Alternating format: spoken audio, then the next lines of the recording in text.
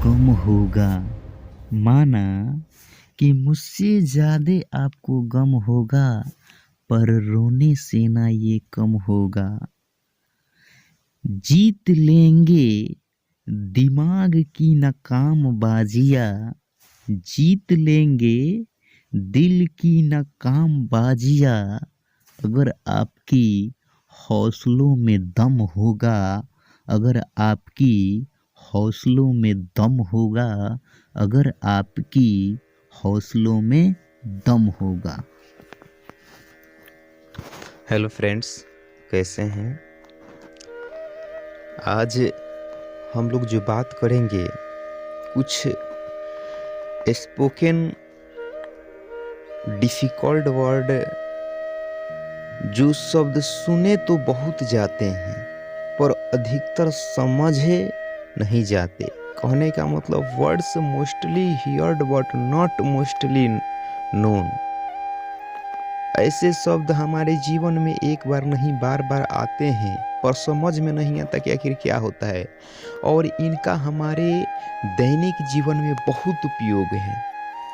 तो ऐसे कुछ वर्ड के बारे में आज जानेंगे जो हम सुनते बहुत हैं लेकिन समझ नहीं पाते, लेकिन आज के बाद से आप सुनिएगा, समझिएगा और समझाइएगा भी। तो चलिए लेट्स स्टार्ट।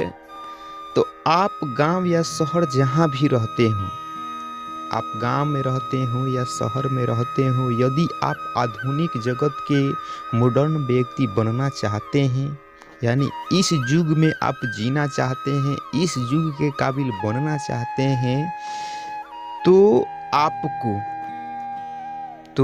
आपको यहाँ पर देखिए, ये जो देख रहे हैं ना, ये अभी ये जो बोल रहे हैं, देखिए इसको ध्यान दीजिए। तो आपको भाषा के मामले में भी आधुनिकतम अप टू डेट, कहने का मतलब बोलते हैं ना, अप टू डेट आपको रहना पड़ेगा, व्यक्ति बनना होगा। जिस तरह आधुनिक युग चल रहा है तो आपको भी अपने आप को मॉडर्न व्यक्ति में ढालना पड़ेगा। हम में से बहुत ऐसे व्यक्ति कई शब्द सुनते हैं और स्वयं भी इनका इस्तेमाल करते हैं, पर विचित्र बात यह है कि हम इनका ठीक ठीक अर्थ नहीं जानते। कहने का मतलब बहुत ऐसे लोग भी हैं जिनको बोलते हैं लेकिन उसको समझ नहीं पाते कि आखिर रियली इसका वास्तविक अर्थ क्या होता है, इसका प्रोनाउंसिएशन क्या होता है। और आप इन शब्दों को सीखिए, आप देखेंगे कि दूसरे आपकी धाक मानने लगेंगे। कहने का मतलब अगर आप इन शब्दों को अपने जीवन में उतार लेते हैं तो आप जहां बोलेंगे वहां पर लगेगा कि माने क्या कहा जाए, आपका वहां पर धाक होगा, आपका वहां पर मान होगा, इज्जत होगा, सम्मान होगा। और आज के डेट में अगर आप इंग्लिश जानते हैं तो समझिए कि अब क्या कहना है, क्या गांव शहर से लेके हर जगह आपका समझिए कि रेस्पेक्टेड किया जाएगा। तो चलिए यहाँ पर सबसे पहले हम लोग जानेंगे 10 वर्ड्स। क्या? 10 words, 10 words about spheres of knowledge, यानी ज्ञान के क्षेत्र के 10 शब्द। वो 10 शब्द हैं। फर्स्ट नंबर है एंथ्रोपोलॉजी। क्या? एंथ्रोपोलॉजी। एंथ्रोपोलॉजी जिसका मतलब होता है मनुष्य के स्वभाव, इतिहास और सभ्यता का अध्ययन। एंथ्रोपोलॉजी मतलब क्या होता है? तो मनुष्य के स्वभाव, इतिहास और सभ्यता का अध्ययन। उसके बाद आपका आता है आर्कियोलॉजी, मतलब होता है प्राचीन वस्तुओं का अध्ययन, या इसको हम संक्षिप्त में बोल सकते हैं पुरातत्व। क्या? पुरातत्व। उसके बाद आपका आता है एस्ट्रोलॉजी, जिसका मतलब होता है तारों और नक्षत्रों का अध्ययन। क्या होता है? तारों और नक्षत्रों का अध्ययन। या इसको हम बोल सकते हैं व्यावहारिक गणित ज्योतिष, यानी इसको हम अपने जीवन में सबसे ज़्यादा यूज करते हैं। और जो बड़े बड़े साइंटिस्ट लोग होते हैं, जियोलॉजिकल मैन होते हैं, वो लोग खास करके ऐसे शब्दों का यूज करते हैं जो तारों और नक्षत्रों का अध्ययन करते हैं। उसके बाद आपका आता है एंटोमोलॉजी। क्या होता है? एंटोमोलॉजी, जिसका मतलब होता है कीट पतंगों का अध्ययन। क्या होता है? कीट पतंगों का अध्ययन, कीट शास्त्र। यानी समझिए कि जितने भी हम लोग देखते हैं जो कीट, कीड़ा मकोड़ा, उन सब के बारे में अध्ययन करना ही एंटोमोलॉजी कहलाता है। उसके बाद आपका आता है इटिमोलॉजी। क्या होता है? इटिमोलॉजी, जिसका मतलब होता है शब्द व्युत्पत्ति के अभ्यास का अध्ययन। क्या होता है? शब्द व्युत्पत्ति के अभ्यास का अध्ययन, भाषा विज्ञान, जिसको हम बोल सकते हैं भाषा विज्ञान, और ये बहुत बड़े हमारे जीवन में मायने रखता है। उसके बाद आपका आता है फिलोलॉजी। फिलोलॉजी का मतलब होता है भाषा के विकास का अध्ययन। क्या होता है? भाषा के विकास का अध्ययन, जिसे हम भाषा विज्ञान भी कहते हैं। क्या कहते हैं? भाषा विज्ञान भी कहते हैं। उसके बाद एक छूट गया मिस्टेक से, जियोलॉजी। जियोलॉजी का मतलब होता है पृथ्वी की आंतरिक बनावट का अध्ययन, जिसे भूगर्भ शास्त्र भी बोलते हैं। जिसे क्या बोलते हैं? भूगर्भ शास्त्र, जियोलॉजी। आप नाम सुने भी होंगे, आपका सोशल साइंस का एक विषय भी है, पृथ्वी की आंतरिक बनावट का अध्ययन। उसके बाद आपका 8 नंबर आता है साइकोलॉजी। क्या आता है? साइकोलॉजी। साइकोलॉजी जैसे देखिए, ये साइकोलॉजी, साइकोलॉजी आपका मनुष्य के मन और उसके व्यवहार का अध्ययन करते हैं। मनुष्य के मन और उसके व्यवहार का अध्ययन करते हैं। उसके बाद आपका आता है रेडियोलॉजी, जिसमें से रेडियोलॉजी का मतलब होता है क्षय किरण विद्या, अर्थात एक्सरे विज्ञान। आज तो जानते हैं कि दुनिया पूरे मॉडर्न हो चुकी है, टेक्नोलॉजी के ज़माना है आज के डेट में, तो वहाँ पर रेडियोलॉजी जो होता है क्षय किरण विद्या, अर्थात एक्सरे जो किया जाता है, इसी के द्वारा किया जाता है। उसके बाद आता है सोशियोलॉजी। क्या आता है? सोशियोलॉजी मतलब होता है मनुष्य समाज के विकास और उसके उद्भव का अध्ययन, जिसको शॉर्टकट में हम बोलते हैं समाज शास्त्र। क्या बोलते हैं? समाज शास्त्र। और ऊपर दिए गए शब्द आपको सुनने में कुछ कठिन लग सकते हैं, यानी कहने का मतलब भी आपको बताएं कि ये डिफ़िकल्ट हो सकते हैं, लेकिन इनके हमारे दैनिक जीवन में बहुत ज़्यादा उपयोग है। अभी आप सुन रहे होंगे तो आपको लग रहा होगा कि नहीं, जो बात बोल रहे हैं सच बोल रहे हैं, पर एक बार आपकी समझ में आ जाएंगे तो दूसरों पर आपका बड़ा प्रभाव पड़ेगा। कहने का मतलब इसे आप समझ लेते हैं, अपने जीवन में उतार लेते हैं, तो दूसरों पर इसका इतना प्रभाव पड़ेगा कि मैं आपको क्या बताऊँ। उसके बाद चलिए अगला हम 10 वर्ड्स शोइंग पर्सनालिटी, यानी व्यक्तित्व प्रकट करने वाले 10 शब्द, यानी जो हमारा व्यक्तित्व होता है, पर्सनालिटी होता है, कहा जाता है कि all whole part of the in people dependent से पर्सनालिटी। कहने का मतलब जितने भी लोग हैं वो सारे लोग आज के डेट में अगर कोई चीज़ दिखाते हैं या दिखावा करना होता है तो व्यक्तित्व, क्योंकि कहा गया है कि जो दिखता है वही बिकता है, और जो दिखेगा नहीं वो बिकेगा कैसे। आज के डेट पे आप जानते हैं कि लोग जो देखता है उसी के पास जाता है, चाहे उसके पास नॉलेज हो या ना हो। समझ में आ रहा है ना? तो इसलिए दिखावा के लिए नहीं हम बोल रहे, रियल में आपका पर्सनालिटी होना चाहिए। तो उस पर्सनालिटी को रियल में आप निखारना चाहते हैं तो इस 10 वर्ड को याद कर लीजिए। फर्स्ट नंबर आपका वर्ड आता है ब्लाज। क्या आता है? ब्लाज मतलब होता है लोगों और सांसारिक पदार्थों से उगताया। समझ में आ रहा है? यानी नहीं होता है कि बहुत ऐसे लोग होते हैं जिनको गांव जमार के लोग तो उसको क्या करते हैं, परेशान तो करते हैं, लेकिन उसको अगल बगल के लोग और पदार्थों से भी बेचारा क्या होता है, उब जाता है। तो वैसे लोगों के लिए यूज करते हैं ब्लाज शब्द का। उसके बाद आता है डॉगमैटिक। डॉगमैटिक यानी वैसे लोग जो वाणी और कर्म में अपनी बात सबसे ऊपर रखने वाला व्यक्ति। समझ में आ रहा है ना? कोई ऐसा व्यक्ति नहीं होता है कि अपने बात के आगे किसी का बात को लागू करने ही नहीं देता है, तो वैसे व्यक्तियों के लिए डॉगमैटिक बोला जाता है। उसके बाद आता है डिफिडेंट। क्या होता है? डिफिडेंट मतलब होता है शर्मिला और झेंपू व्यक्ति। मतलब जो नहीं होता है, कहा गया है कि लाज शर्म का और घर थोड़े ना होता है, इसलिए इंसान को कभी काम करने में, बोलने में, खाने में, इन 3 चीज़ों में कभी नहीं लजाना चाहिए, और ऐसे लोग की ज़िंदगी बहुत बेकार होती है। इसलिए आप diffident don't be make a diffident man, यानी कहने का मतलब यह हुआ कि आप कभी भी शर्मिला और झेंपी व्यक्ति बनने का कोशिश ना करें, ना बने, नहीं तो आपकी ज़िंदगी बेकार हो जाएगी। अगर कोई व्यक्ति है तो वैसे लोगों के लिए डिफिडेंट करके आप शब्द यूज कर सकते हैं। उसके बाद आता है एक्स्ट्रा ओवर्ट। क्या आता है? एक्स्ट्रा ओवर्ट, मतलब एक्स्ट्रा ओवर्ट का मतलब होता है अपने से बाहर की वस्तुओं और व्यक्तियों में रुचि लेने वाला व्यक्ति। आइए कहो, ऐसे भी लोग आप देखने के लिए मिलते हैं कि किसी के साथ में घूमना या बाहर इधर उधर घूमना बहुत अच्छा लगता है, समझ में आ रहा है ना? तो ऐसे लोग के लिए एक्स्ट्रोवर्ट का शब्द का यूज करते हैं।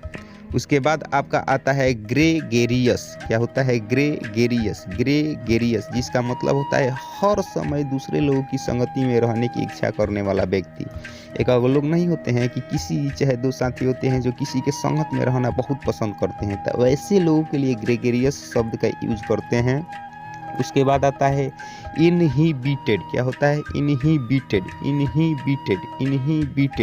अपनी बात को दो एक व्यक्ति या भीड़ के सामने ना कहने सकने वाला व्यक्ति। यानी नहीं होता है कि जानते सब चीज़ हैं, लेकिन दो या तीन या कुछ आदमी अगर आ जाए तो मुंह में से बोलिए बंद हो जाता है। स्टेज पर चढ़ा दिया जाए तो यादें नहीं पड़ता है, कि जो याद होता है वो भी हम भूल जाते हैं। तो वैसे लोगों के लिए इनहिबिटेड शब्द का यूज करते हैं कि जानते हैं लेकिन वो जाते हैं जब स्टेज पर बोलने, दो चार आदमी के बीच में बोलने के लिए कहा जाता है तो बेचारा क्या हो जाते हैं, उस चीज़ को बोल नहीं पाते हैं। तो वैसे लोगों के लिए इनहिबिटेड बोला जाता है, अपनी बात को दो या व्यक्ति या भीड़ के सामने ना कहने वाला व्यक्ति।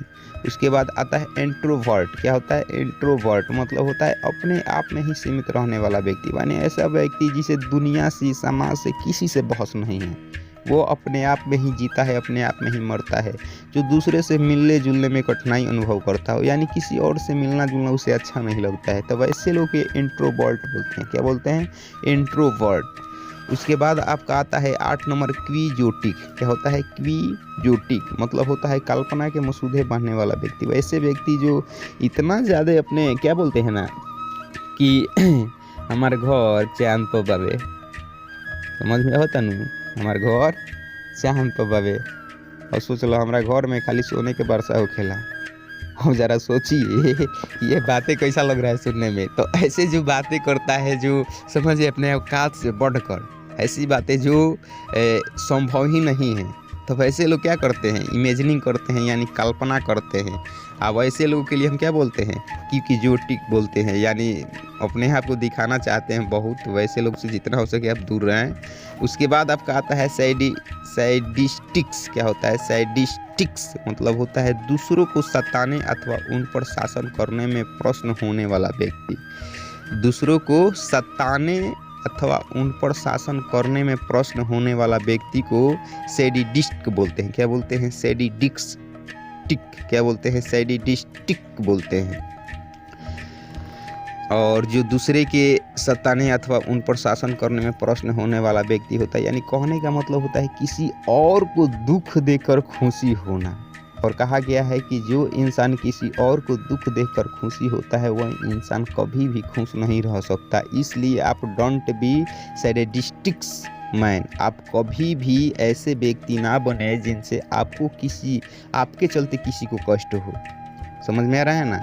आप अच्छे बनिए और अपने जीवन को बढ़िया से व्यतीत कीजिए, किसी और के जीवन में दखल अंदाजी मत कीजिए। इसलिए कि कहा गया है कि जो दूसरों के लिए गाढ़ा खोदता है वह खुद उसी गाढ़ा में गिर जाता है। तो हम काहे गाढ़ा खोने की जब हम खुद गिरने वाले हैं। उसके बाद 10 नंबर आपका आता है ट्रू कूलेंट। क्या होता है? ट्रू कूलेंट मतलब होता है चरित्र में जंगली और रूखा व्यक्ति। चरित्र में जंगली और रूखा व्यक्ति, यानी वैसा जीवन जिसको क्या जंगली में, अब जान रूखा व्यक्ति या चरित्र में जंगली मतलब समझ में आ रहा है ना? जैसे जानवर के जैसा कोई भी चीज़ का झपाटा मारना, जानवरों के जैसे व्यवहार करना, वैसे लोगों के लिए हम क्या करते हैं? चरित्र में जंगली और रूखा व्यक्ति वैसे लोगों के लिए करते हैं। वैसे लोगों के लिए ट्रूकुलेंट शब्द का यूज करते हैं। और ये जो नोट बनाए हैं बहुत ही मेहनत से बनाए हैं दोस्तों, इसलिए आप इसको नोट कर ले और अपने जीवन में आप इसे उपयोग करते हैं, तो इससे ज़्यादा मुझे कुछ नहीं चाहिए। और इसको आप नोट बना लीजिए, याद कर लीजिए, आपके लिए बहुत फ़ायदा होने वाला है। आज के लिए नहीं बल्कि पूरे लाइफ के लिए, आपका whole part of in the world, ending your life,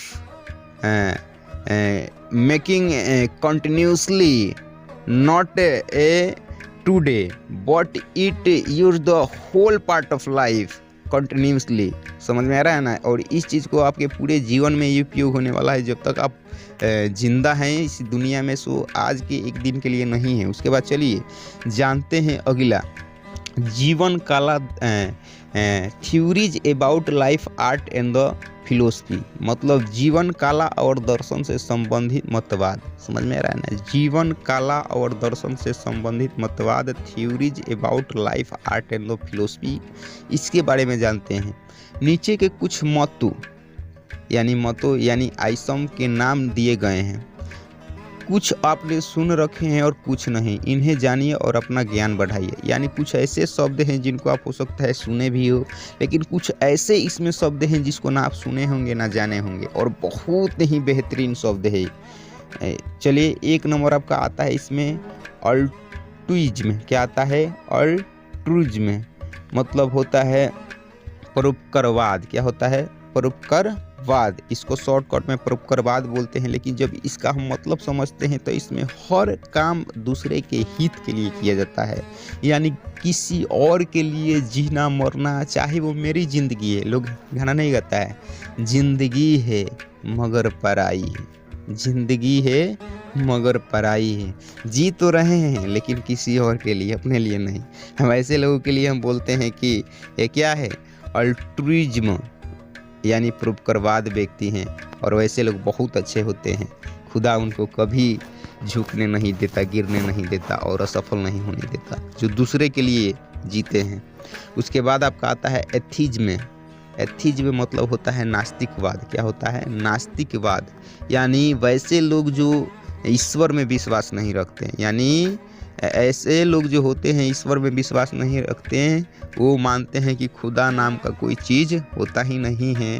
और वैसे लोगों से मैं कह दूं कि आपके पास उतनी अभी कैपेसिटी नहीं है, शक्ति नहीं है कि आप ईश्वर की गुणगान को, महिमा को समझ सकें। सो आप उतना दिमाग ना लगाएं तो ही बेहतर रहेगा। जितने भी नास्तिकवाद लोग हैं, सो कृपया आप समझिए, हम भी मानते हैं कि खुदा जो होता है, अल्लाह होता है, भगवान होता है, एक होता है, और इस पर सवाल उठाया नहीं जा सकता, बल्कि आप इसका निष्कर्ष निकाल सकते हैं, निरीक्षण कर सकते हैं, इसको जान सकते हैं। आप अगर नहीं जानते हैं तो पढ़िए, आप एजुकेटेड व्यक्ति हैं तो इसको समझिए, आपको खुद आपके सवाल के जवाब मिल जाएगा। उसके बाद चौबीनिज्म क्या आता है? 3 नंबर शोविनिज्म। क्या आता है? शोविनिज्म मतलब होता है अति राष्ट्रीयतावाद।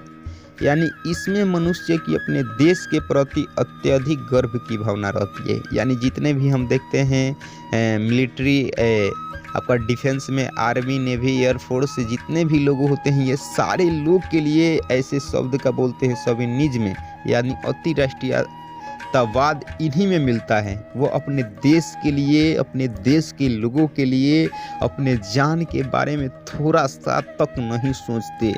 24 घंटा वो जग कर अपने जीवन में, कष्ट में, दुख में व्यतीत होकर इस पूरे देशवादी को क्या करते हैं? बचा कर रखते हैं। और वैसे लोगों के लिए सैल्यूट है मेरे तरफ से। मुझे बहुत ही गर्व भी है ऐसे लोगों के लिए। और वैसे लोगों के लिए बहुत गर्व से आप यूज कीजिए शोविनिज्म यानी अति राष्ट्रीयतावाद में। समझ में आ रहा है ना। और वैसे लोगों के लिए ऐसे शब्द का यूज कीजिए, बहुत दिल में आपको क्या होगा? सुकून मिलेगा, और उन्हें भी। उसके बाद 4 नंबर आता है आपका कंजर्वेटिज्म आता है। कंजर्वेटिज्म मतलब होता है पुरातनवाद। क्या होता है? पुरातनवाद या अनुदारतावाद। क्या होता है? अनुदारतावाद। इसमें ऐसी धारणा रहती है, इसमें ऐसी धारणा रहती है कि जो कुछ है वही सर्वश्रेष्ठ है। यानी कहने का मतलब कि हमारे पास जो है, हमारे जीवन में जो है, अब वही है जो है, उसके सिवा कुछ नहीं, और परिवर्तन की आवश्यकता नहीं है। कहने का मतलब हम जैसे हैं वैसे ठीक है, मुझ में कोई परिवर्तन की ज़रूरत नहीं है। समझ में आ रहा है ना। उसके बाद 5 नंबर में आता है लिबरलिज्म, मतलब होता है उदारतावाद। क्या होता है? उदारतावाद। क्या होता है? उदारतावाद। राज्य तथा धर्म के क्षेत्र में स्वतंत्र विचार रखने की धारणा। राज्य तथा धर्म के क्षेत्र में स्वतंत्र विचार रखने की धारणा। और वैसे लोगों के लिए हम क्या बोलते हैं? उदारतावाद। यानी जो आपका राज्य होता है, जो आपका धर्म होता है, उसमें स्वतंत्रता के विचार रखने वाले व्यक्ति को हम क्या बोलते हैं कि ये उदारतावाद है। क्या है? उदारतावाद है। उसके बाद 6 नंबर आपका आता है रेडिकलिज्म। क्या आता है? रेडिकलिज्म मतलब होता है परिवर्तनवाद। क्या होता है? परिवर्तनवाद। क्या होता है? परिवर्तनवाद। इसके अंतर्गत यह धारणा होती है कि हिंसात्मक परिवर्तनों से सर्वश्रेष्ठ शासन स्थापित किया जा सकता है। इसके अंतर्गत यह धारणा होती है कि हिंसात्मक परिवर्तनों से सर्वश्रेष्ठ शासन स्थापित किया जा सकता है। यानी कहने का मतलब यह है कि आप मार काट कर, समझ में आ रहा है ना, गाली गलौज कर कर आप एक बढ़िया शासन की क्या कर सकते हैं? स्थापित कर सकते हैं। लेकिन कहा गया है दोस्तों कि अगर ये सर के बदले सर मांगा जाए तो दुनिया में खाली सरे होगा। समझ में आ रहा है ना। अगर हाथ के बदले हाथ मांगा जाए तो दुनिया में सिर्फ हाथे होगा। तो कहा गया है गाली का जवाब गाली नहीं होता है, कभी कभी प्यार मोहब्बत के शब्द भी होते हैं। इसलिए अगर कोई एक गाल पर चाटी मारता है तो इसका ज़रूरी नहीं है कि हम उसके दूसरे गाल पर चाटी मारे। हमारे पास दिमाग है, उसको यूज कीजिए कि हमें चाटी मारना है या उसको जवाब किसी और तरीके से देना है। हर सवाल का जवाब चाटी नहीं होता, हर सवाल के जवाब बात नहीं होता। आपके पास खुदा अल्लाह ने दिमाग दिया है, इसको समझिए और यूज कीजिए। उसके बाद अगला आपका 7 नंबर में आता है रियलिज्म, मतलब होता है यथार्थवाद। इसके अंतर्गत यह विचार रहता है कि हर वस्तु को यथार्थ जीवन के अनुरूप होना चाहिए। यानी कहने का मतलब होता है कि जो हमारा जीवन है, सच्चाई है, इसके अनुसार ही कोई भी वस्तु को होना चाहिए। अब कहे का मतलब ना है कि जानो तनी को आ बात करो तनी खो के, कैसे होगा जी। जितना में हम हैं उतने में ही अपने बात को रखें, उतना ही में ही अपना चीज़ को करें ना। तो औकात से ज़्यादा कोई भी चीज़ करते हैं तो दुनिया हंसती है। समझ में आ रहा है ना। उसके बाद 8 नंबर आपका आता है रोमांटिसिज्म, मतलब होता है रोमांसवाद। ये खास करके जो 18 एबव के लड़के या लड़कियां हैं out of country in India, जब इंडिया से बाहर में हम जाते हैं तो वहाँ पर विशेष रूप से ऐसे चलता है। और जितने भी आज के डेट में देख रहे हैं हॉलीवुड, बॉलीवुड या टॉलीवुड मूवी होती हैं, उसमें पूरा रोमांसवाद रहता है। जो हीरो हीरोइन करते हैं वैसे लोगों के लिए, शब्द के लिए विशेष यूज करते हैं। चाहे जितने भी गर्लफ्रेंड या बॉयफ्रेंड होते हैं उनके लिए आप यूज कर सकते हैं अपने जीवन में कि ये क्या है, बहुत ही इनके जीवन में क्या है।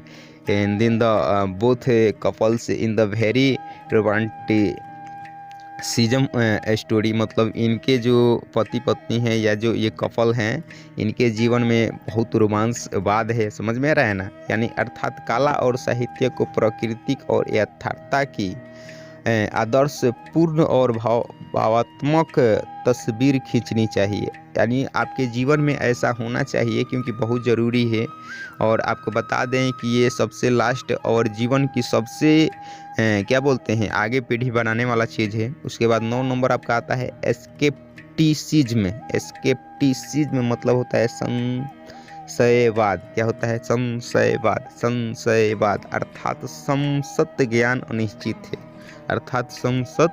अनिश्चित है। इसलिए संसार की किसी वस्तु के बारे में कुछ भी निश्चित रूप से नहीं कहा जा सकता। यानी कहने का मतलब इस दुनिया में जितने भी कण हैं कोई व्यर्थ में नहीं है, उसका कुछ ना कुछ मतलब होता है, कुछ ना कुछ उसका अर्थ होता है। इसलिए आप अपना दिमाग को ज़्यादा लगाने की कोशिश मत कीजिए, उसको जानने की कोशिश कीजिए। कहा गया है कि आप 10 घंटा सोचने से लाख गुना बेटर है कि आप 10 मिनट रोज़ पढ़िए। 10 मिनट में कुछ याद कीजिए, क्योंकि सोचने वाला व्यक्ति कुछ नहीं कर पाता और करने वाला व्यक्ति दुनिया की सब चीज़ कर लेता है। इसलिए सोचना बंद कीजिए दोस्तों और करना स्टार्ट कीजिए। उसके बाद 10 नंबर आता है टोटलिटेरियनिज्म मतलब होता है सर्वसत्तावाद। अर्थात राज्य ही सब कुछ है। राज्य ही सब कुछ है, नागरिक कुछ भी नहीं। मनुष्य का अस्तित्व केवल राज्य के लिए। कहने का मतलब होता है, नहीं होता है, जिसके लिए राज्य बना वहीं उसके लिए कुछ नहीं है। कहा जाता है, कहा जाता है कि ये मेरा जो ये शरीर है ना, मेरे शरीर से ज़्यादा कीमती है मेरा ये जूता, मेरा इज्जत, मेरा नाम, मेरा शोहरत, ऐसे बोलते हैं ना। सेम वैसा ही यहाँ पर है कि आपका राज्य सब कुछ है, राज्य में रहने वाले लोग कुछ नहीं हैं। वैसे लोगों के लिए आप टोटलिटेरियनिज्म शब्द का यूज कर सकते हैं, सर्वसत्तावाद ये बोल सकते हैं, समझ में, ऐसे लोगों के लिए। उसके बाद चलिए बात करते हैं बहुत ही बेहतरीन और 10 words, 10 abnormal conditions of mind, यानी 10 मन की असाधारण स्थितियाँ, समझ में आ रहा है ना। 10 मन की, समझ में आ रहा है ना, मन के बारे में बोल रहे हैं। एबनॉर्मल, असाधारण स्थितियाँ। आप पढ़े लिखे और बौद्धिक लोग के बीच में बैठेंगे, यानी कहने का मतलब आपका जब भी सामना होगा पढ़े लिखे या जो दिमाग से अच्छे लोग हैं वैसे लोगों के बीच में सामना होगा, और वहाँ पर आपके ये शोभा बढ़ाएंगे पर अगर आप याद कर लेते हैं तो। जैसे वहाँ पर फर्स्ट नंबर इसमें का वर्ड आता है एलेक्सिया। क्या आता है? एलेक्सिया। एलेक्सिया का मतलब होता है पढ़ने में असमर्थता, यानी कहने का मतलब होता है जो पढ़ने योग्य नहीं है, जो पढ़ने के लायक नहीं है, ऐसे लोगों के लिए एलेक्सिया शब्द का यूज करते हैं। उसके बाद 2 नंबर में आता है एमनेजिया। एमनेजिया मतलब होता है स्मृति का नाशा। एमनेजिया मतलब होता है स्मृति का नाशा, यानी नहीं होता है किसी को याद करने का इतने ज़्यादा ललक होता है कि वो कुछ भी याद कर लेते हैं, और ऐसे लोग बहुत बढ़िया होते हैं। और क्या बोलते हैं, इन्हें स्मृति का नाशा, यानी इस चीज़ को नाशा बहुत ज़्यादा होता है। उसके बाद आता है एफेप्सिया, मतलब होता है बोलने की शक्ति का नाशा। एक लोग बोलने में इतने ज़्यादा माहिर होते हैं कि उनको 24 घंटा बुलवाया जाए तो आप वो बोलना, जिसमें से एक थे एग्जाम्पल के लिए स्वामी विवेकानंद, जिन्होंने बोलना चालू किया तो 24 घंटा बोलते रह गए थे। समझ में आ रहा है ना, उनको भी बोलने की शक्ति का नशा था, और वैसे लोगों के लिए फेफसिया शब्द का यूज करते हैं। डेमेंशिया मतलब होता है मनोविज्ञान में मनोदशा का बिगड़ जाना। क्या होता है? डेमेंशिया मतलब होता है मनोविज्ञान में मनोदशा का बिगड़ जाना। क्या होता है? डेमेंशिया मतलब होता है मनोविज्ञान में, जैसे देखिए शब्द है डेमेंशिया, आपका मनोविज्ञान में मनोदशा का बिगड़ जाना होता है। उसके बाद जब हम बात करते हैं तो आपका 5 नंबर आता है, 5 नंबर है, इसे देखिए 5 नंबर आपका है डिप्सोमेनिया, मद्यपान करने की प्रबल एवं अदम्य इच्छा का उत्पन्न होना। यानी जितने भी लोग क्या हैं एल्कोहलिक व्यक्ति हैं, स्मोकलर हैं या ड्रगिस्ट हैं, यानी कहा गया है कि smoking is injurious to health, जो आपका धूम्रपान होता है सेहत के लिए हानिकारक होता है। Drinking is injurious to health, शराब पीना सेहत के लिए हानिकारक होता है। और वैसे लोग होते हैं तो उन्हें इतना तलब होता है, जो नशा करते हैं वही जानते हैं। जब क्या बोलते हैं उनके पास नहीं होता है तो उनको माने ऐसा लगता है, माने इतना ज़्यादा उसका लत लगता है, या इतना ज़्यादा उसका मतलब असर करता है। तो वैसे लोगों के लिए डिप्सोमेनिया, यानी उसके पीछे पागल है, वो कुछ भी कर सकता है उसके लिए। समझ में आ रहा है ना? तो ऐसे लोगों के लिए इस चीज़ का आप यूज कर सकते हैं। उसके बाद हाइपोक्रोंडिया मतलब होता है किसी के स्वास्थ्य, यहाँ पर देखिए हाइपोक्रोंडिया मतलब होता है किसी के स्वास्थ्य के बारे में भय, चिंता या घबराहट होना। माने नहीं होता है कि किसी को देखकर, खास करके ये पति पत्नी और घर परिवार के लोग के लेकर, चाहे देश के लेकर जो जीता है मरता है, वैसे लोगों के लिए शब्द है, उनका हम लोग फिक्र करते हैं, परवाह करते हैं। तो वहाँ पर हाइपोक्रोंडिया बोल सकते हैं कि this is man very very हाइपोक्रोंडिया for boyfriend, for brother, for parents, यानी अपने माता पिता के लिए, अपने हस्बैंड के लिए, पति के लिए क्या है, बहुत ही चिंतित है, उसके बारे में बहुत घबराता है कि उसे कहीं कुछ हो ना जाए। समझ में आ रहा है ना?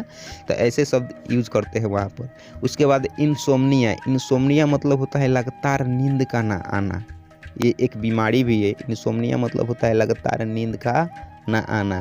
दोस्तों कहा गया है कि कसूर क्या करे उस नींद को जो आती नहीं रात भर।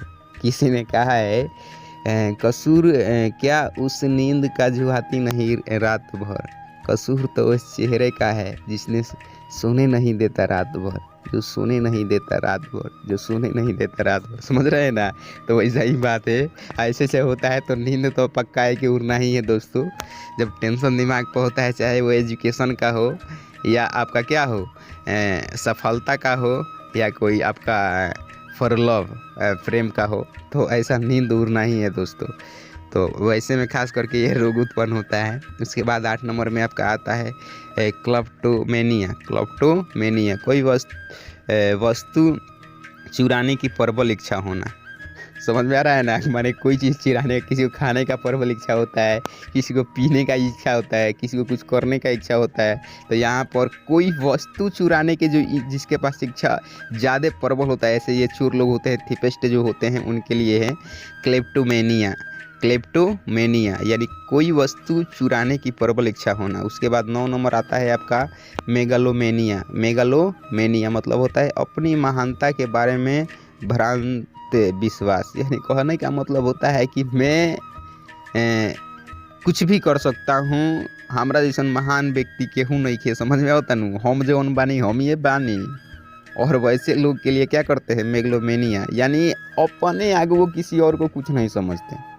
समझ में आ रहा है ना? वो सोचते हैं कि हम ही वीर हैं, हम ही महान हैं, हमसे तेज कोई नहीं है। लेकिन आपको बता दें, इस दुनिया में जब भी गर्व आए तो दोस्तों कहा गया है, ऐ मेरे दोस्त, जब भी आपको घमंड या गर्व आए, जब भी आपको घमंड, गर्व या अहंकार आए, तो मैं कहता हूँ कि एक बार जाके तुम भी उस शमशान का चक्र लगा के आ जाना, और वहाँ पर देखना तुमसे भी वीर, बापों का बाप, दादाओं के दादा, बुद्धिमानों के बुद्धिमान, ज्ञानवानियों के ज्ञानवान खाक में मिल चुके हैं मेरे दोस्त।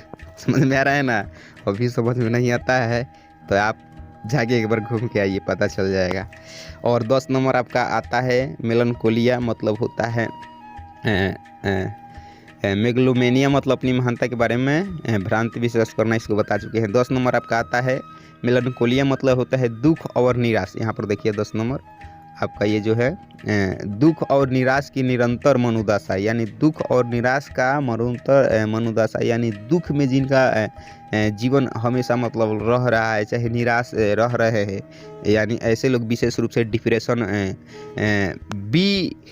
गॉन डिप्रेशन, वो ऐसे लोग क्या होते हैं, डिप्रेशन में चले जाते हैं और उनका ज़िंदगी समझिए कि नष्ट हो जाता है। खास करके वैसे लोग जो एजुकेशन फेलियर, लव फेलियर या whole part of the failure, वैसे लोग जिंदा तो होते हैं लेकिन अंदर से मर चुके होते हैं। समझ में आ रहा है ना? तो वैसे लोगों के लिए मैं दिल से यही कहूँगा कि दोस्तों, माता पिता जो होते हैं आपके बहुत ही लाड प्यार से पालते हैं, बहुत कष्ट से पालते हैं, तो इन सब में ना पड़े। और इसको छोड़कर कहा गया है कि फेल, आप पता नहीं महमूद गजनी का नाम सुने हैं कि नहीं, वो कितना बार फेल होने के बाद भी क्या हुए, अपने जीवन में सफल पाएँ। तो ये ज़रूरी नहीं है कि किसी इंसान को पहली बार में ही सफलता मिल जाए या पहली बार में ही पास कर जाएं, ये ज़िंदगी है। तो कहा गया है कि दोस्तों, ज़िंदगी इम्तिहान लेती है, ज़िंदगी इम्तिहान लेती है। जो इंसान गिरता है वहीं उठता है, जो गिरता है वहीं उठता है, जो गलती करता है वही सीखता है, जो गलती नहीं करेगा तो सीखे क्या? समझ में आ रहा है ना? तो इसलिए आप गलती करते हैं, इसका मतलब समझिए, जब आपके जीवन में दुख आता है, कष्ट आता है, तकलीफ आता है, गिरते हैं, तो इसका मतलब है कि आप क्या होने वाले हैं, आप आगे बढ़ने वाले हैं। तो विशेष रूप से ऐसे चीज़ के लिए आप क्या कर सकते हैं, यहाँ पर मेलनकोलिया यानी दुख और निराश की निरंतर मनोदशा का बिगड़ जाना उनके जीवन में है। तो इस चीज़ को आप समझिए और इनसे उबरिए और इस दुनिया से लड़ना सीखिए। उसके बाद आपका आता है और विशेष रूप से 10 वर्ड्स अबाउट डॉक्टर्स प्रोफेशंस, यानी डॉक्टर के पेशे के 10 शब्द। आज के डेट में आप जानते हैं कि डॉक्टर के हमारे जीवन में कितने पार्ट है और कितनी ज़रूरत है। आप जानते हैं कि खुदा जो होता है एक होता है, लेकिन दूसरा खुदा किसी को मानते हैं तो वो होते हैं डॉक्टर लोग, और उनको वो खुदा से बढ़कर नहीं होता है, क्योंकि इनका भी काम होता है सेव फॉर लाइफ, यानी जो होता है ज़िंदगी को बचाने वाले व्यक्ति कौन होते हैं? डॉक्टर होते हैं। इसलिए हम उनको तुलना क्या चीज़ से करते हैं? उस खुदा के दूसरे नाम से करते हैं, यानी दूसरा कोई खुदा है इस दुनिया में तो वो डॉक्टर लोग होते हैं। और मुझे भी डॉक्टर पर बहुत गर्व होता है, क्योंकि वैसे वैसे काम करते हैं जिनको आप सोच भी नहीं सकते। जब आप किसी से विशेषज्ञ डॉक्टर से परामर्श करने की बात करते हैं, यानी जब किसी से जो विशेषज्ञ होता है उसका माहिर होता है, जिसको महारत हासिल होता है, तो आपको हर एक प्रमुख बीमारी के लिए प्रयुक्त होने वाले अलग अलग शब्दों का ज्ञान होना चाहिए। यानी आप एक डॉक्टर से बात करना चाहते हैं तो आपको इन शब्दों को जानना ज़रूरी है और आपको समझना भी ज़रूरी है। जब तक इसको जानेंगे नहीं, समझेंगे नहीं, तो आप एक डॉक्टर जो होता है, प्रोफेशनल डॉक्टर होता है, जो बढ़िया एक डॉक्टर होता है, उससे बात आप क्या कर सकते हैं? बढ़िया से नहीं कर सकते हैं। अगर आप चाहते हैं कि मेरा धाक उस डॉक्टर साहब के पास भी बने, तो ऐसे शब्द को अपने जीवन में नोट बनाइए, अभी कॉपी निकालिए और नोट बनाइए, इसको याद कीजिए और अपने जीवन में इसको व्यतीत कीजिए। देखिए आपका वहाँ पर भी आपका धाक बनेगा और वहाँ पर भी आपको शाबाशी देंगे और आपके सर पर थपथपाएंगे। ये शब्द सुनने में बड़े अपरिचित हैं, यानी सुनने में ऐसे शब्द हैं कि जिसको हम क्या कहें, अपना सुने होंगे ना जाने होंगे, किंतु बड़े प्रभावशाली लगते हैं। बहुत सारे शब्द हैं जो लिखे रहते हैं, आप पता नहीं देखे भी होंगे, लेकिन उसको समझ में नहीं आता है। इन्हें मन में बैठाइए और दूसरे के अपनी भाषा ज्ञान की धाक बैठाइए। समझ में आ रहा है? यानी दूसरों को अपने ऊपर धाक जमाइए, लेकिन ये तब होगा जब इसको आप याद करते हैं, बोलते हैं, अपने जीवन में उतारते हैं, ना तो खाली लिख के कॉपी में रख लेने से नहीं होगा। बहुत सारे लोग हैं ना, तैयार करने के लिए नोट तैयार भी कर लेते हैं, कॉपी गईले घर बक्सा में रखा जी हैं, ताला मारा जी हैं, लो पूजा पाठ करो, आरती करो हो डेली। और ऐसे कभी नहीं आप आगे बढ़ेंगे। लिखे हैं तो इसको आप याद कीजिएगा, जीवन में उतारिएगा, तभी आप सफल हो पाएंगे। समझ में आ रहा है ना? उसके बाद चलिए यहाँ पर आपका है 1 नंबर है डर्मेटोलॉजिस्ट, मतलब होता है चर्म रोगों का विशेषज्ञ। यानी जो आपका चाम होता है, ऊपरी स्किन, आपका जो शरीर होता है, बॉडी के ऊपर वाला जो पार्ट होता है, स्किन जो होता है, चाम, जिसे चामड़ा बोलते हैं, त्वचा भी बोलते हैं, तो इसका विशेषज्ञ को हम लोग क्या बोलते हैं? डर्मेटोलॉजिस्ट। यानी पूरे इस चाम के बारे में बढ़िया से जानकारी रखने वाला कोई व्यक्ति है, इसका इलाज करने वाला है, तो वैसे व्यक्ति को बोलते हैं डर्मोलॉजिस्ट। जब भी आपका कोई चाम से लेकर समस्या होता है तो आप एक बार जाके क्या चीज़ से मिलिए? डर्मोलॉजिस्ट से मिलिए, क्योंकि इसका इलाज उनके सिवा कोई नहीं कर सकता। उसके बाद गायनिकोलॉजिस्ट, मतलब होता है स्त्री रोग का विशेषज्ञ। यानी जो स्त्रियां होती हैं उनमें बहुत सारी रोगे होता है, समझ में आ रहा है? तो उनके बारे में बताने वाले और उसका महारत हासिल करने वाला व्यक्ति क्या कहलाते हैं? गायनिकोलॉजिस्ट कहलाते हैं, यानी स्त्री रोग का विशेषज्ञ कहलाते हैं। उसके बाद 3 नंबर आता है आपका इंटर्निस्ट। इंटर्निस्ट मतलब होता है शरीर के आंतरिक अंगों के बीमारियों का विशेषज्ञ। यानी जो हमारे शरीर में अंदर घटने वाले जो घटनाएं होते हैं, जो विकृतियां होती है, जो बीमारियां होती है अंगों में, उसको हम क्या बोलते हैं? शरीर के आंतरिक अंगों की बीमारियों का विशेषज्ञ। यानी आंतरिक जो शरीर के बीमारी के जो बारे में सबसे बढ़िया से जानते हैं, वैसे लोगों को क्या बोलते हैं? आंतरिक विशेषज्ञ बोलते हैं, बीमारियों का विशेषज्ञ बोलते हैं, और उसको इंग्लिश में इंटर्निस्ट बोलते हैं। समझ में आ रहा है? उसके बाद 4 नंबर में आता है आपका ऑब्स्टेट्रिशियन। ऑब्स्टेट्रिशियन मतलब होता है जच्चा विशेषज्ञ। क्या बोलते हैं? जच्चा विशेषज्ञ। और ऐसे जो लोग होते हैं, खास करके आप जैसे आप एथी देखे होंगे ना, जैसे पाँव हो गया, पाँव, और जो होता है आपका वेस्ट के जो एथी हिस्सा होता है, वैसे विशेष रूप से इस चीज़ को क्या करते हैं? उसमें अध्ययन करते हैं। उसके बाद 5 नंबर आपका आता है ऑफ्थेल्मोलॉजिस्ट, मतलब होता है आँखों के रोग का डॉक्टर। समझ में आ रहा है? जो आपका आँख होता है, आई होता है, आई के बारे में विशेष रूप से अध्ययन करने वाला, चाहे जानने वाला व्यक्ति कोई होता है तो ऑप्थेल्मोलॉजिस्ट होता है, यानी आँखों के रोग का डॉक्टर होता है। समझ में आ रहा है ना? उसके बाद आपका आता है 6 नंबर पर दांतों का ऑर्थोडोंटिस्ट। ऑर्थोडोंटिस्ट मतलब होता है दांतों का विशेषज्ञ डॉक्टर, जो टेढ़े दांतों को सीधा करता है। यानी जो आपका टेढ़ा मेढ़ा दांत निकल जाता है, कितना अजीब लगता है जानते हैं ना, तो उसको आपको सीधा करवाना है तो ऑर्थोडोंटिस्ट से मिलिए। किससे मिलिए? ऑर्थोडोंटिस्ट। याद रखिए कि आपको कहाँ जाना है, ऑर्थोडोंटिस्ट के पास जाना है। वो आपके दांतों को विशेषज्ञ जो होता है, आपके टेढ़े दांतों को सीधा कर देगा, या किसी प्रकार का दिक्कत होगा तो उसको आपको सोल्यूशन बताएंगे। उसके बाद 7 नंबर में आपका आता है पैथोलॉजिस्ट। क्या आता है? पैथोलॉजिस्ट। और पैथोलॉजिस्ट मतलब होता है प्राकृतिक रोगों के कारण को जानने वाला व्यक्ति। प्राकृतिक रोगों के कारणों को जानने वाला व्यक्ति। यहाँ पर देखिए, पैथोलॉजिस्ट मतलब होता है प्राकृतिक रोगों के कारण को जानने वाला डॉक्टर। समझ में आ रहा है? यानी जो नेचुरल जो है गॉड गिफ्टेड रोगे हैं, वैसे रोगों को हम लोग क्या बोलते हैं? पैथोलॉजिस्ट बोलते हैं, जो उसके बारे में जानता है और प्राकृतिक रोगों को इलाज करता है। उसके बाद 8 नंबर में आता है पेडिएट्रिशियन। पेडिएट्रिशियन मतलब होता है आपका प्राकृतिक रोगों के कारणों को जानने वाला व्यक्ति। समझ में आ रहा है ना? और आपका 8 नंबर में पीडियाट्रिशियन मतलब केवल शिशु और छोटे बच्चों को डॉक्टर, यानी जो बच्चे होते हैं छोटे छोटे, उनके डॉक्टर को बोलते हैं पीडियाट्रिशियन। क्या बोलते हैं? जब भी आपको पीडियाट्रिशियन कहीं देखने के लिए मिले, इसका मतलब समझिए कि वहाँ पर जो छोटे छोटे बच्चे होते हैं, शिशु होते हैं, उनके लिए इलाज किया जाता है।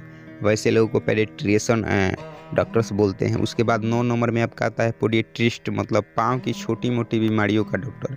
यानी पोडिएट्रिस्ट मतलब होता है पाँव की छोटी मोटी बीमारियों का डॉक्टर। पोडिएट्रिस्ट मतलब होता है पाँव की छोटी मोटी बीमारियों का डॉक्टर। पोडिएट्रिस्ट मतलब पाँव की छोटी मोटी बीमारियों का डॉक्टर होता है। उसके बाद आपको बता दें कि 10 नंबर में आपका आता है साइकियाट्रिस्ट। साइकियाट्रिस्ट मतलब होता है मानसिक रोगों का विशेषज्ञ, यानी मनोचिकित्सक, यानी जो मन के बारे में जानता है। नहीं समझ में आ रहा है? जो मनो को बातों को समझता है, आपसे बिन कहे आपकी बातों को जान लेता है, बता देता है, वैसे लोग क्या मनोचिकित्सक कहलाते हैं, यानी साइकियाट्रिस्ट कहलाते हैं। और ऐसे लोग बहुत ही ज़्यादा आज के डेट में डिमांड है। कहा नहीं जाता है, किसी और के मन के बात को समझना बहुत कठिन भी बात है।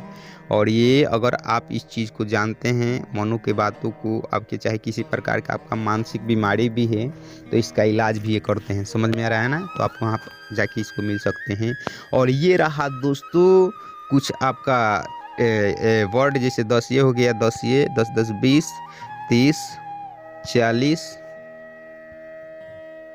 यानी समझिए कि आपको 40 ये वर्ड हैं। और ये 40 वर्ड आप याद कर लेते हैं तो ज़रा सोचिए, याद कर लेते हैं। समझाने के लिए समझा भी दिए इसको बढ़िया से, तो आपके जीवन बहुत ही बेहतरीन होने वाली है। और आपका धाक और आपका स्पोकन बहुत ही ज़बरदस्त होने वाला है। इसलिए आप इसको नोट कर लें और नोट बनाकर इसको बढ़िया से याद कर लें और समझ लें। सो बहुत बहुत धन्यवाद watching for video. Please subscribe and like share in your friends family relative. So very best of luck. Thank you. तन्हाई किस काम के जिस तन्हाई में किसी की याद ना आए। वो तन्हाई किस काम की जिस तन्हाई में किसी की याद ना आए। वो रिश्ते किस काम की जो बिगड़े हुए रिश्तों को ना बना पाए। और वह ऊंचाई किस काम का जिस ऊंचाई पर रहकर अपने लोग ना नजर आए, जो अपने लोग ना नजर आए।